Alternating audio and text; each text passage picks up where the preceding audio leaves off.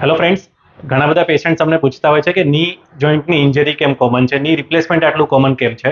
તો આપણે આખો જે બોડીનો વેઇટ આવતો હોય છે એ લોઅર પગના જોઈન્ટ્સ પર આવતો હોય છે. હિપ જોઈન્ટ, ની જોઈન્ટ, એન્કલ જોઈન્ટ.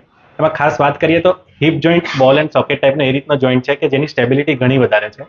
એન્કલ જોઈન્ટની વાત કરીએ તો એમાં બી જે સાઈડના બોન્સ અને આસપાસના લિગામેન્ટ્સને કારણે એની સ્ટેબિલિટી નીના કમ્પેરિઝનમાં ઘણી વધારે છે. અને ની એક કોમ્પ્લેક્સ જોઈન્ટ છે જે કોન્ડાઇલર વેરાયટી જે હિન્જ જોઈન્ટની છે, પ્લસ એના જે મેનિસ્કસ અંદરની ગાદી, ક્રુશિયેટ લિગામેન્ટ, સાઈડના લિગામેન્ટ, પટેલા બોન આગળ, ફિબ્યુલા બોન સાઈડમાં, એ બધાના કારણે કોમ્પ્લેક્સ રચના બનતી હોય છે કે જેના કારણે ની જોઈન્ટની ઇન્જરીઝ વધારે કોમન છે. જે પગ વળવો, સીધો થવો, એની સાથે જે રોટેટરી મુવમેન્ટ થતી હોય છે, જેના કારણે ડે ટુ ડે એક્ટિવિટીમાં ની જોઈન્ટ ઉપર લોડ વધારે આવતો હોય છે, જેના કારણે ની જોઈન્ટની ઇન્જરી કોમન છે, ની જોઈન્ટનો ઘસારો કોમન છે, અને એના જ કારણે ની જોઈન્ટનું રિપ્લેસમેન્ટ પણ વધારે કોમન છે.